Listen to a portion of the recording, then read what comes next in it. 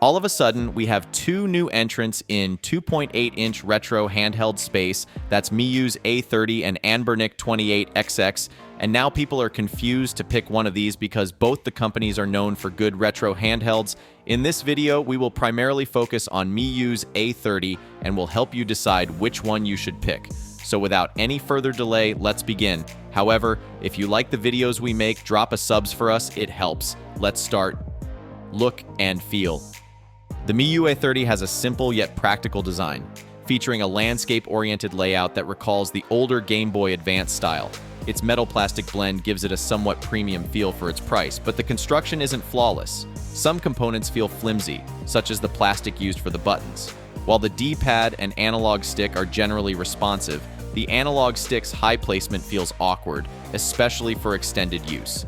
Weighing in at a compact 127mm by 58mm by 15mm, the A30 is portable and easy to carry, though its small 2.8-inch screen might strain the eyes during extended sessions, and I have actually went through this, especially if you are beyond 35. The reason I am putting this out because many people buy the products and they don't really have the idea of how small or big the product is.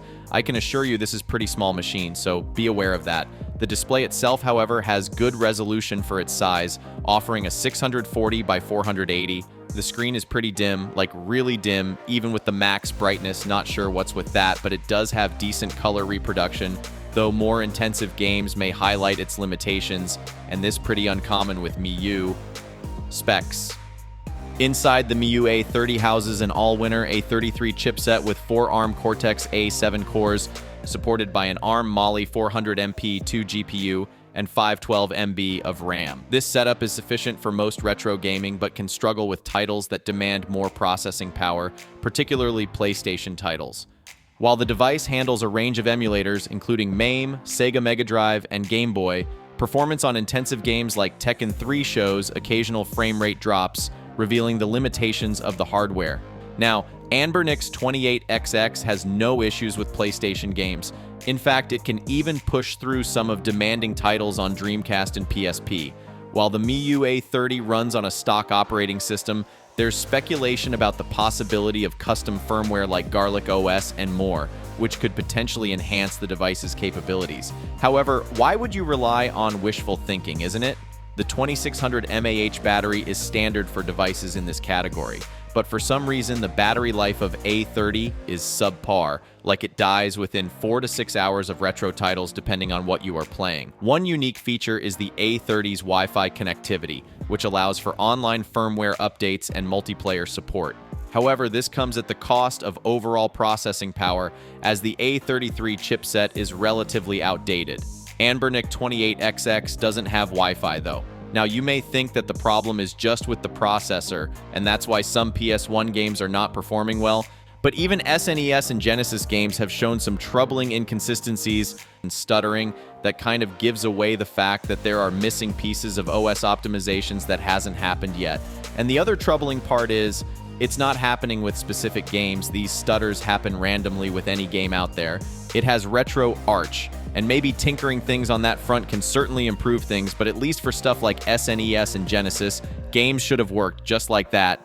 This is where Miyoo lost that battle for me, and I know their OTA updates will certainly improve these issues, but people buy these to enjoy the devices on day one. They should not wait for iterations on the OS to play the basic games.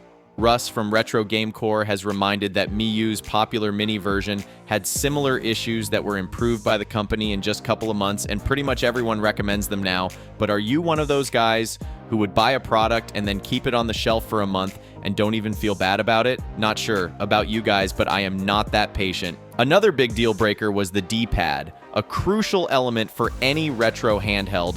The A30 is a step back from its predecessors, the V4 and Plus.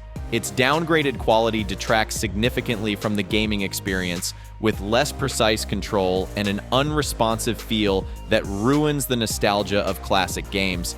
For someone who places a high value on input accuracy, this alone is a deal breaker. To run SNES titles like Mega Man X at optimal speed, overclocking is necessary, which shouldn't be required for a device aimed at retro gaming.